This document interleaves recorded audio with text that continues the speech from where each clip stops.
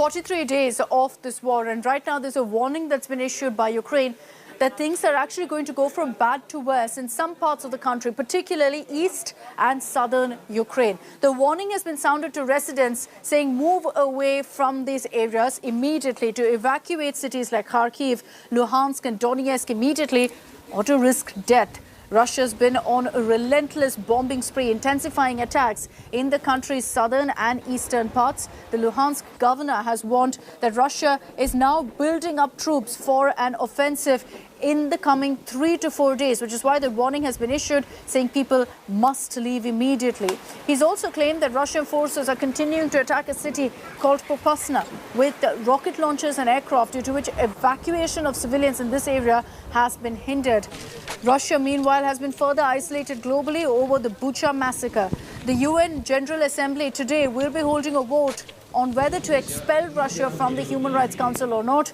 This comes after Ukrainian President Zelensky spoke at the UN Security Council and demanded that Russia be expelled from the UNSC.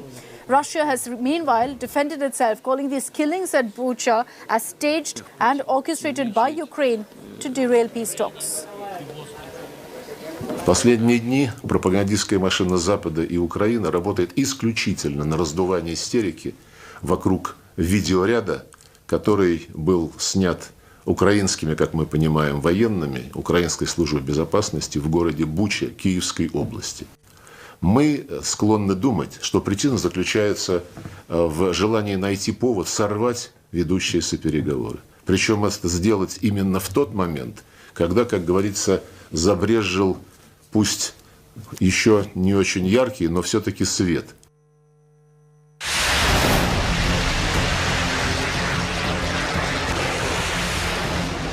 Caliber cruise missiles lift off from a small Russian Navy ship in the Black Sea, aimed at 7 different targets in southern Ukraine.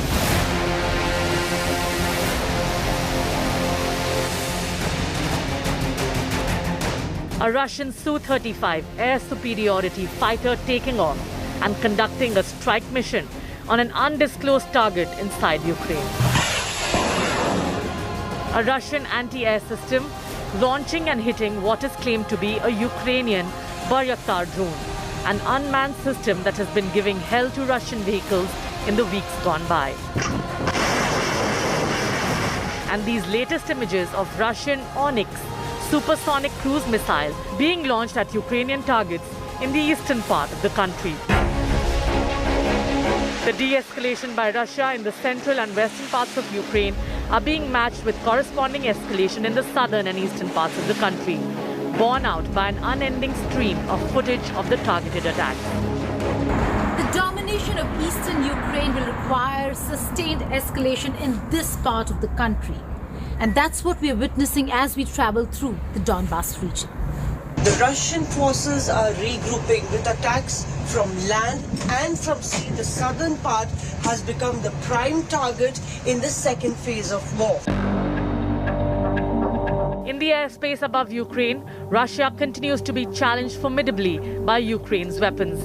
This is a Russian Su-35 air superiority fighter that was shot down using NATO weaponry earlier this week. The pilot now in Ukrainian captivity. But could Russia be planning to deploy its stealth fighter, the Su-57, to conduct strike missions in Ukraine?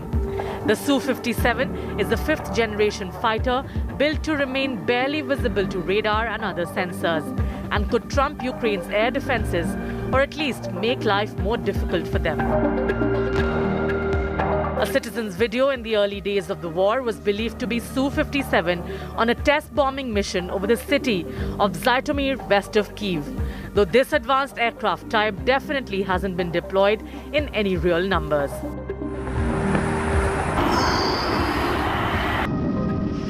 With Putin narrowing his attacks to the southern and eastern parts of Ukraine, the strength of Russia's military could become more concentrated. With thousands of square kilometers of Ukraine already laid to waste, could what come next be Putin's most decisive escalation? With Mausami Singh in southern Ukraine and Geeta Mohan in eastern Ukraine, Bureau Report, India Today. Now, everyone's been talking about those horrifying images and videos that have emerged from Bucha. And the one question is who's the butcher, who's the one behind the massacre in Bucha. There's been worldwide condemnation of what's happened. The West and several countries have pointed the fingers at Russia and said that they are responsible for this particular incident, for this genocide. It's also meant that many of them have said that they'll take tougher action against Russia. India has also made it very clear that we condemn the killings in Bucha. Moscow, on its part, has defended itself, saying it has absolutely nothing to do with this massacre and that it's completely staged and orchestrated by Ukraine to derail peace talks.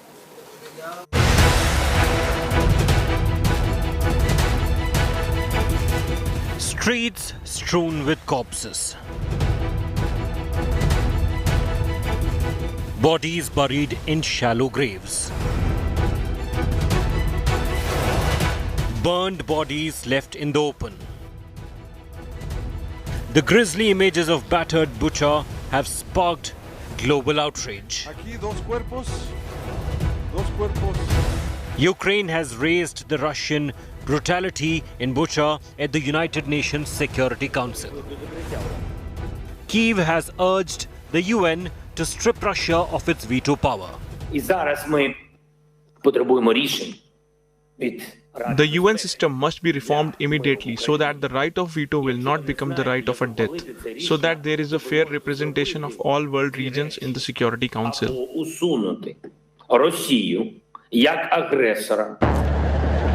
After India today reported the barbaric killings, New Delhi joined the world in slamming the killings. India Today report resonated in the parliament when External Affairs Minister S. Jaishankar, without naming Russia, expressed deep anguish over the bloodbath, calling for an independent investigation and immediate end to hostilities. We strongly condemn the killings which have taken place there. This is an extremely serious matter and we support the call for an independent investigation. We encourage talks between Ukraine and Russia, including at the level of their presidents. Prime Minister has spoken to them both himself in this regard. This was precisely the message that was conveyed to Russian Foreign Minister Sergei Lavrov when he was in Delhi. If India can be of any assistance in this matter, we will be glad to contribute. Moscow is facing global revulsion and accusations of war crimes after the Russian pullout from the outskirts of Kyiv revealed horrors inflicted on the civilian population. The UK has urged G7 to ban Russian ships and set a timetable for oil and gas exit. On Thursday, I will be urging our NATO and G7 partners to go further in sanctions by joining us in banning Russian ships from our ports, cracking down on more Russian banks, going after industries that are filling Putin's war chest, like gold, and agreeing a clear timetable to eliminate imports of Russian oil, coal and gas. Germany, France and Spain have expelled dozens of Russian diplomats following the Bucha killings. I announced that this morning we have decided to expel Russian diplomats and staff from the Russian embassy in Spain, who represent a threat to the interest and security of our country. The United States is seeking to expel Russia from the UN Human Rights Council. Yes, the president does not believe, he believes it's ludicrous for Russia to be a member of the Human Rights Council. And certainly the ambassador spoke to this today and while she was on her overseas trip, and she will continue to make the case in her role when she returns to New York. Russia has rejected all the charges. Kremlin claims Bucha is a monstrous forgery aimed at maligning Russia. In the entire course of events, a huge amount of data, facts and other parameters do clearly witness that this is a forgery conducted to try and smear the Russian army. It will not work. Russia is facing other grave charges too. The UN has accused Russia of using cluster bombs in Ukraine.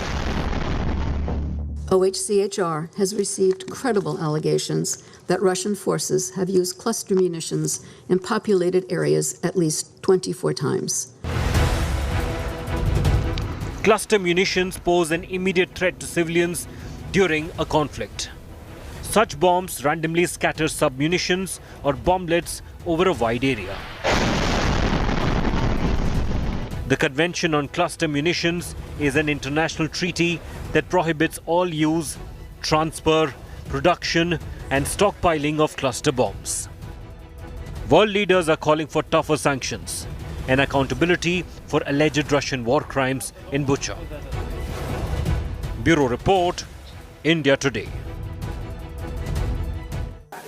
Now, India Today has been getting you ground reports, first-hand accounts of what's happening in areas close to Kyiv in North Ukraine as well as in East Ukraine. India Today's Moshmi Singh has now reached South Ukraine in the port city of Odessa, and she filed a series of ground reports to tell us what's really happening in one of the cities where the fighting still continues. Russian troops are still very much present in Odessa. And in the next report, we show you what Moshmi found as she entered Odessa. Teenage boys now stepping up, helping in any way they can and fighting for their homeland. So on our way on the outskirts of Odessa, we hit this barricade and which was manned by these two youngsters, Ivan and Maxim. You can see both of them holding their toy guns. Yes, those are toy guns, but they have prepared this check post by themselves. In fact, they wanted to do it, and in participation with the civil defense here, they have prepared this entire check post. So you see, they are wearing a uniform, synchronized with the jackets and sweatshirts. And here they've built tires, put tires on the road. Here there is a manual checking that's happening in on this entire site, barricades and even all this done by you all the children? Это была моя идея построить этот блокпост. Мы гуляли с моими друзьями, нам стало мы увидели в интернете, что нашего возраста дети так же само делали его. И мы решили тоже построить. Мы сначала не думали, немного погуляемся, а потом один день до нас приехали военные, дали нам повязки. Потом нам это понравилось, и мы начали его еще больше и больше делать. All right, you can understand that how Max Ivan is talking about the way he's created this entire thing. What did he say, Olga? Ivan has told that it was his own idea. When war started, they saw our army, they saw everything in the network, and they have decided that they need to help our army as they can. Their children, they made it themselves. They asked, of course, adults helped them with everything to construct this, but the idea was child's. Their idea, and And also, they want to do something to help our army. So here we have sir from the civil defense. Can we have a word with him? Yes, sure. Children, sir, are very active and energetic.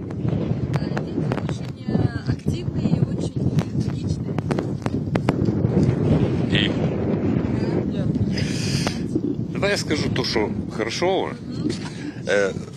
Смотрите, народ, который воюет за свою землю и за независимость, становится нацией. И чтобы вы убедились в этом, вот пример.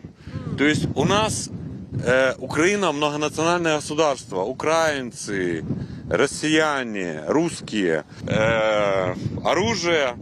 Да, и они с утра идут в школу, учатся, потом приходят сюда. Importantly, a big message. Olga, what did sir say?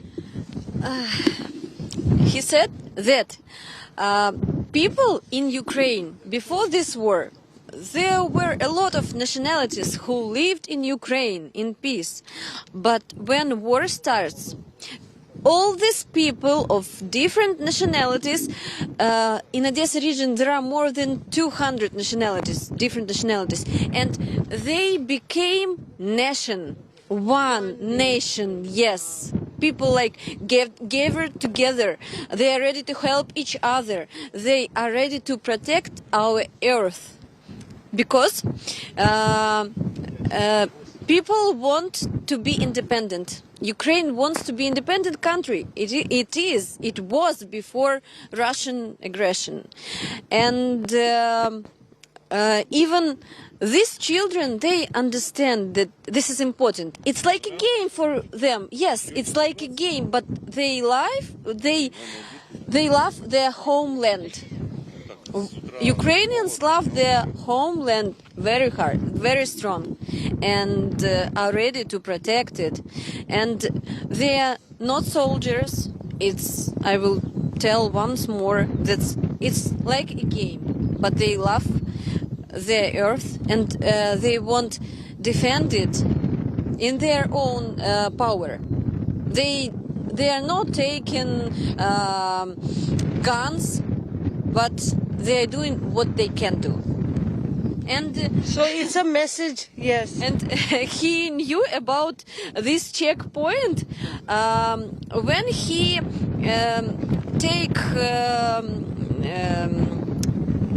they cook meal for checkpoints. And when he took for 14 checkpoints, somebody told him, no, we have 15 checkpoints. Where is it? And when he came, he saw that this is children's checkpoint. Children's checkpoint. Children's checkpoint, yes. Вот на этом примере вы можете убедиться, насколько сильна воля к победе и уверенность в победе украинского народа, насколько мы готовы, и мы это сделаем, мы выгоним. This is example how we are sure that we will win this war. It shows how much we wish to turn our peaceful life, to turn back Crimea and all Ukraine together. Not parts, not small parts, like they are trying to do. No, one Ukraine, one independent Ukraine. Батько наш Бандера, Україна мати, ми за Україну підем воювати. Батько наш Бандера, Україна мати, ми за Україну підем воювати. Героям слава! Слава нації! Смерть ворогам! Україна! Понад усе! Truly, this is a undying spirit of Ukraine, relentless. And, even as we talk, these are cold winds, cold winds are blowing. Come on, Ivan, show us your bunker. So we'll take a look at Ivan's bunker created by children at this children's checkpost.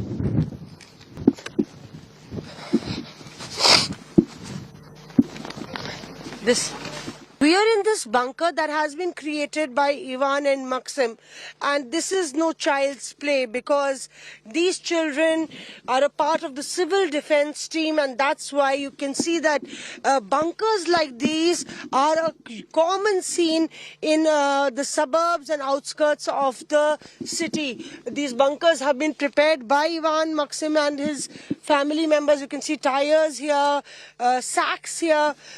In this medicine kit has been kept with all the necessary medicines. Here for a long haul you can see bread, toast, biscuits, water, and all preparations made. Here you have a blanket, minimum means of survival, but this is a matter of a fight for existence, and that's one reason that why the Russians are facing such a stiff challenge, because the Ukrainians refuse to bow down, refuse to kneel down in front of the Russian aggression, and in fact it is their strong spirit that prevails in the entire stretch, with the army and the defense services being emboldened by the support and by the bravery of ordinary civilians who are actually stepping up this entire game, making it very, very difficult for the Russians, and many times they've had to take the hit because the civil army of the Ukrainian forces refuses to bow down.